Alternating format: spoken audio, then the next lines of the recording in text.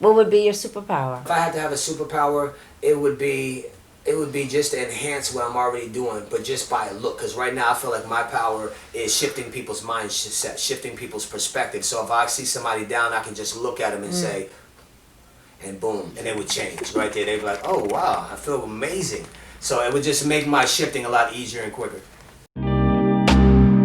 Waking up with Ivory. Wake up with Ivory. Who are the Hunters? What's the history of the Hunter family? That's a great question. The history of the Hunter family is loving, silly, caring, strong, protective men who were undisciplined. And so my dad used to always tell me, I don't want you to be like me, I want you to be better than me. So this is not about bashing, because I'm so proud of the family that I come from, but I had to break a lot of cycles that comes with the Hunters, you know what I mean? And so great men, great providers, but lacked discipline in a lot of areas. And I even fell into that same category. And so until I started really becoming more conscious and aware of breaking cycles, I was heading down the same path. But the Hunter men, strong, loving, got your back, be there for you. Again, the discipline part was the cycle that needed to be broken. And I feel like that's really breaking right now. And I take it personal because I'm the oldest sibling to really lead that, really lead breaking the cycle and setting a new path and a new way for my younger brothers and sisters. And where does your family originate? Where are you guys from? My dad's side of the family, Florida. My mom's side of the family, South Carolina, but we all ended up in like Pennsylvania. I'm from Bucks County, Pennsylvania, outskirts of Philadelphia, a place called Bristol. So we all kind of grew up in that area. Wow. Yeah. So everybody there knows you guys. Yeah. Y'all all know each other. Yeah. Small town. How big? I graduated with 73 people in my high school class. Wow. That lets you know. Wow. Unlike Fairfax High School, like my boy Daniel, probably had like 1,000 people in his class. Father, you know what I mean? In 2020, like we're probably dealing with, as a black father, we're dealing with some of the same issues that my father had to deal with, that my grandfather had to deal with. No doubt, my grandfather made a lot of mistakes as a father and husband. He was verbally and physically abusive with my father. Not because he didn't love my dad, he thought he was making my dad stronger and better. So you see, my grandfather was ignorant, and I didn't say stupid. He simply wasn't equipped with the proper tools, and I believe he did the best he could with the information he had. And I gotta give my father a lot of credit, because I go back to that, he was very transparent with us about his failures, very open about it. And he would say always, I don't want you to be like me, I want you to be better than me.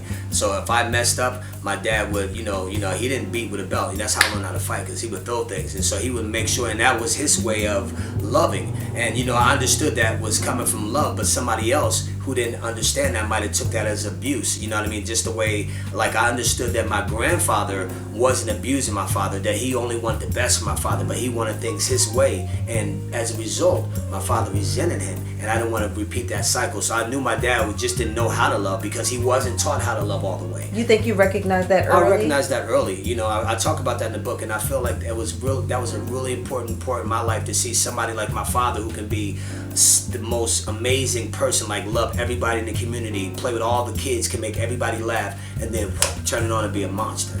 You know what I mean? So I saw the polarity in a person, and I learned not to judge him, because I realized, because every time he acted out, he came back and he was so remorseful, because that's not who he really was. It was the brokenness. Did you find yourself explaining him to people a lot? No, I was too young to explain things. I just was able to understand. My dad, you didn't have to explain anything to my dad. He explained it for himself. He was a Leo. He was a beast. You knew who he was.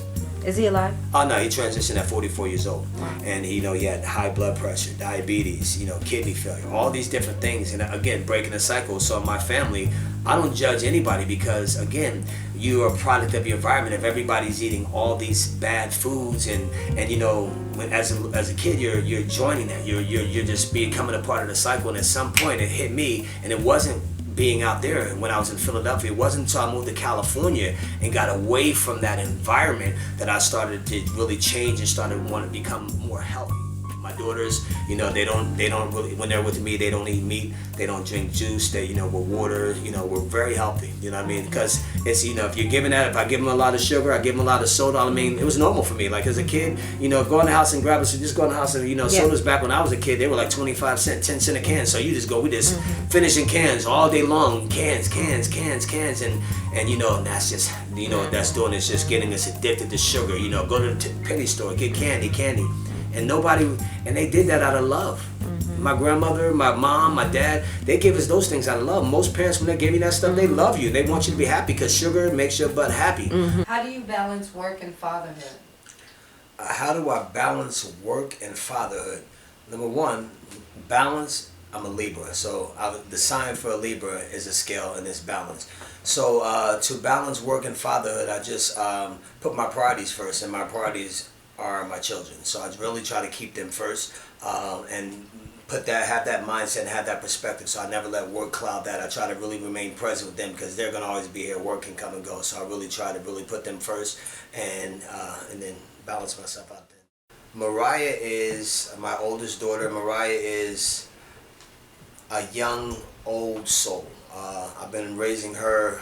She's been with me probably the longest. Obviously, she's the oldest, but it's been her and I for like the last 5 years. So we really got the chance to really have a lot of deep one-on-one conversations, especially since she's older. So I look at her as a 16-year-old girl who has a leading-edge mindset, who really is aware of her experience here on this earth and how she controls it. So she's very ahead of her time. My dad is the wisest person I know. He is he's very understanding, cause I just love him. There's so many great things about him. He's annoying, cause he takes a lot of pictures, but the way he parents me, I think I understand how it betters myself, if that makes any sense. He wants me to be the best me I can be, and that's what I want to.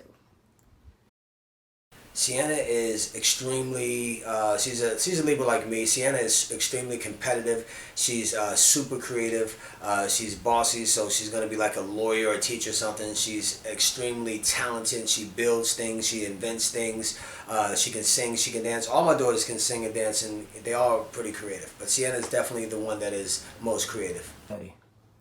My dad is very loving and strict at the same time, but he teaches us so many lessons we need to know, and he's raised us very right so far, and I love him. Who is Olivia? Not so Olivia strict, is a fighter. Olivia She's was a very born disciplined 1 pound 11 ounces. When the doctors told me she was born, you know, everybody was fearful. She was the size of my hand. I held her in my hand, and right there, when I first held her, I cried a little bit, and then I let go of the tears, and I decided to have faith. I said, I'm going to speak nothing but positivity into this girl's life, into my daughter's life. And she stayed in NICU for 3.5 months in the incubator. So she came out, and you know, like I said, 1 pound 11 ounces. Right now, she's one of the tallest in her class. She's a little beast. She's like, she was ready to get out. That's why she came early. She came at 5.5 months. You know, the term is 9 months. She came 5.5 months, so she was ready for the world, and that's her personality. She's the boldest out of all my daughters. Think about your daddy. He laughs weird, and he does deeps, and it's so funny. And he calls me Stinkly sometimes, and he's not that strict, but he's a fun dad to me. He gives me piggyback rides outside. He plays catch with me inside, and I play knock down the cones. I'm outside with him.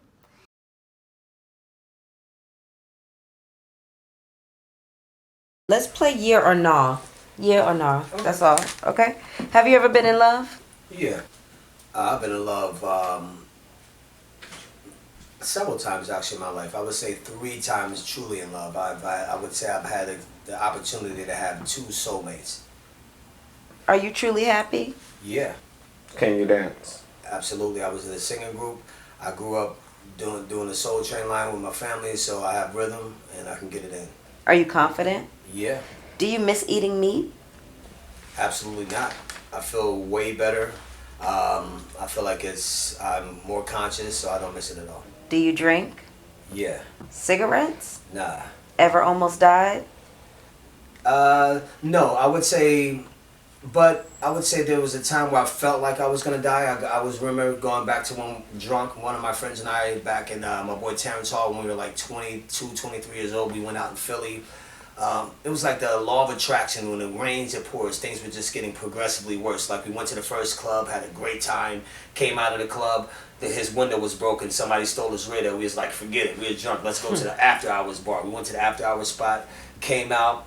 Other window was broken. So right now, they were looking for stuff. So now, right now, we're driving down 95, like 4 o'clock in the morning after our spot. We're drunk. He's drunk. He's drunk driving. It's so irresponsible. So I don't judge people nowadays because I know the irresponsible things I did when I was younger.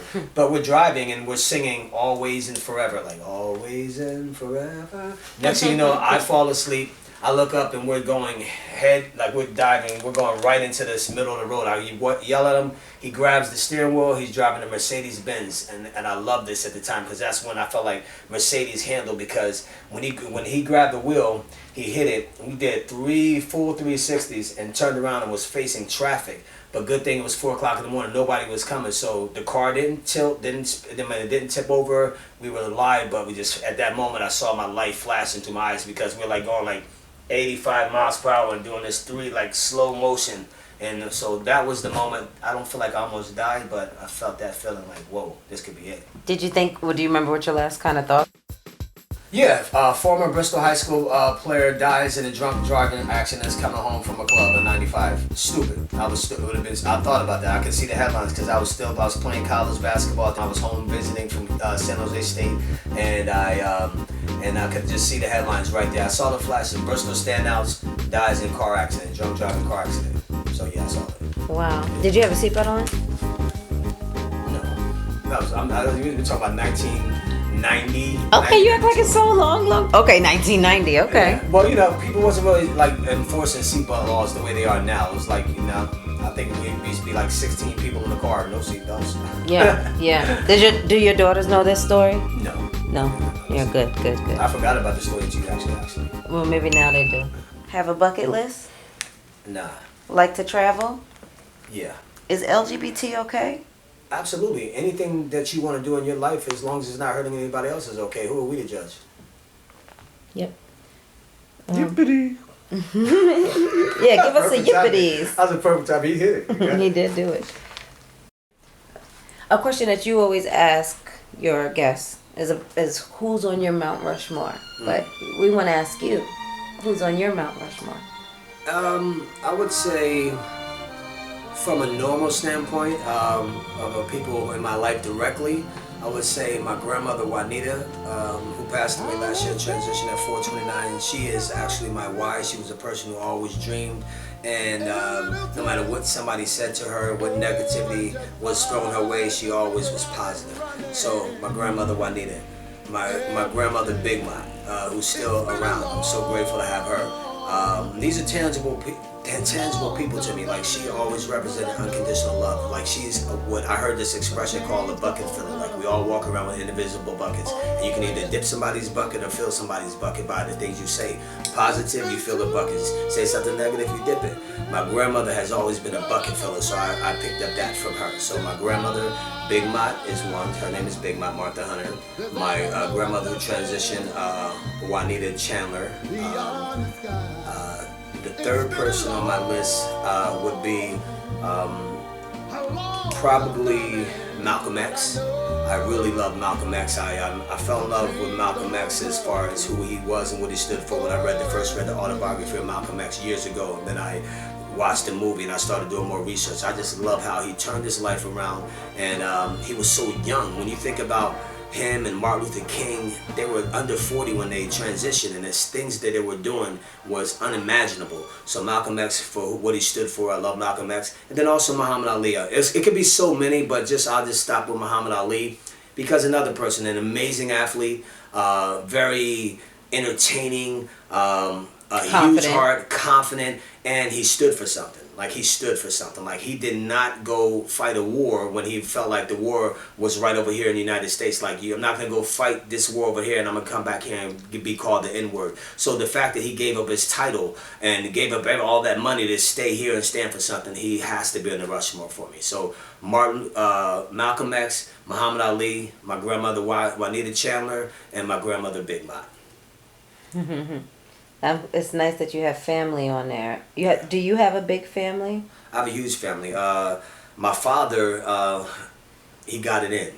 I'll say that. My dad, before he transitioned at 44, but he was married 4 times, so I'm the oldest of 8 kids. 2. So from there I have, 30 nieces and nephews, you know what I mean? So I have a huge family. And then on my mom's side, that family is huge. So I've been blessed to come from a huge family and a lot of love too. A lot of turmoil, but I focus on the love, and that's why I love having a big family. Since self-preservation is the first law of nature, we assert the Afro-American's right to self-defense. My conscience won't let me go shoot my brother or some darker people or some poor hungry people in the mud for big powerful America and shoot them for what? They never called me. Please, please, please, I can't breathe, please, I can't breathe. Mama, Mama. Get up and get in the car right.